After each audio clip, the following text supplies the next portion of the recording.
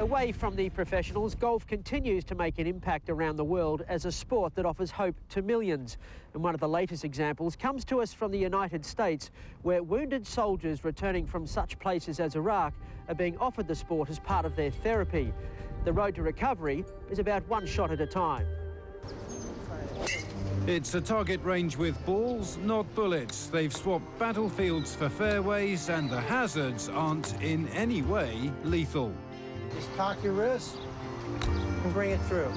For some of America's wounded soldiers, golf is providing both mental and physical therapy in the traumatic aftermath of war. All right, good. I got to hit the green every single time. The fact that these men can even contemplate playing golf is due in large part to the dedication of Jim Estes, head professional at the Olney Park Golf Club in Maryland. A lot of them were depressed when they came, and when they get out in the sun and they learn golf and they see a little bit of improvement, their whole attitude changes. And it's infectious throughout their whole life. You know, it really is. So how long have you been playing golf? A little more than a year now. Is that all? Yeah, about a 15, 16 handicap. Wow. I seen Jim and he walked in and was like, hey, you should try golf someday. And I'm looking at him like, I'm in a wheelchair, like, I don't think so. That's kind of far-fetched. Then he showed me some pictures of some guys that had like one leg playing golf. And I was like, these guys can do it. Whenever I started walking, and I knew I was going to start walking, you know, I'm going to start doing it. Then once I got out here, it was like, it was just took on a whole different arena. It became inspirational. Meditation, a lot of my nightmares and stuff from the war started dissipating. You know, there was just a lot of good things from the golf itself. During the past 3 years, Jim's foundation, the Salute to Military Golf Association, has helped to rehabilitate over 300 servicemen and women. Most find their way from the nearby Walter Reed Army Medical Center in Washington, D.C.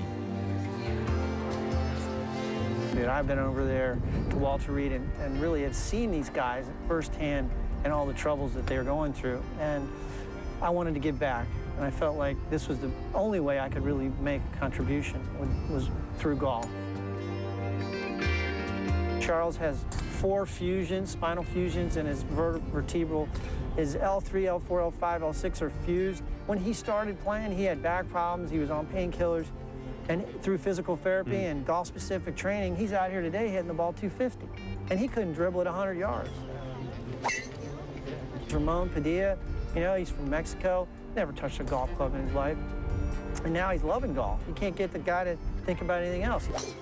Jim told you guys you can golf one hand, 1 foot, I mean, no feet. I mean, they have the equipment to do it. So if you're willing to come out here, you know, you should be able to do it.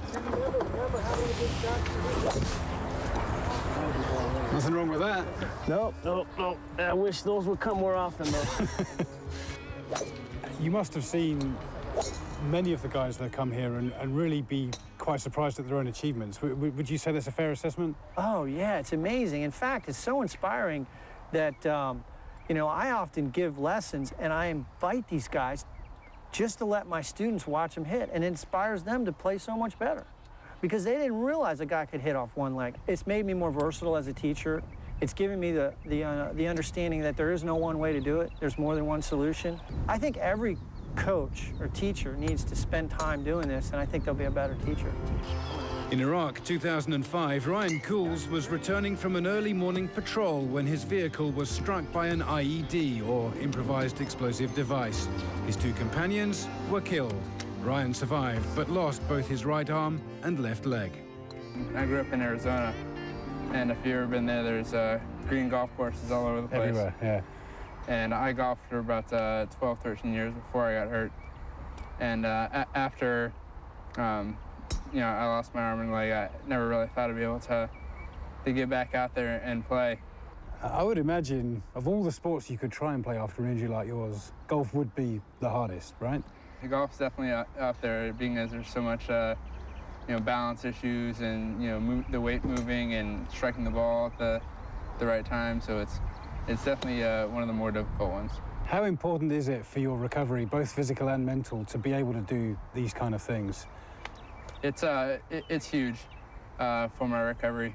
Almost 3 years out from my injury, so as far as physical sense, I'm pretty much as good as I'm going to get, but it's always a maintenance thing to keep going strong, but it's a real big mental deal for me.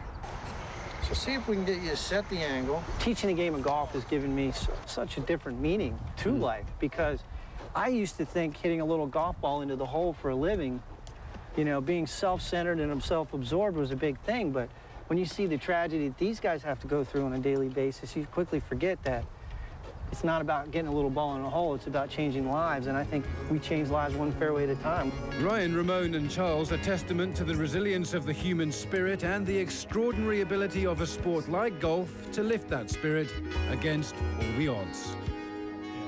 It's a heartwarming story, isn't it?